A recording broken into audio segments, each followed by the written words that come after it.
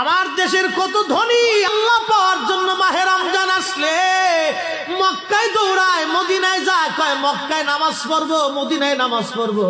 1 রাকাত নামাজে 1 লক্ষ রাকাতের সওয়াব, 1 রাকাত নামাজে 50,000 রাকাতের সওয়াব। উমরা করে মক্কায় কাটায় সময় মদিনায় কাটায়, মক্কায় কোরআন খতম দিতে চায়, মদিনায় কোরআন খতম দিতে চায়। সওয়াব মাহে রমজানে অগণিত সওয়াবের আশায় ব্যক্তিগুলি আল্লাহর ঘরে হাজিরা দেয়, কিন্তু বাড়ির পাশে গ্রামের কত গরিব মানুষ টাকার অভাবে বাবা ভালো ইফতার করতে পারে না, টাকার অভাবে কত মা ভালো সেহরি করে রোজা রাখতে পারে না। এই ধনীরা এই গরিব মানুষের ঘরে খাবার না দিয়ে আল্লাহরে পাওয়ার জন্য মক্কা মদিনায় দৌড়ায়।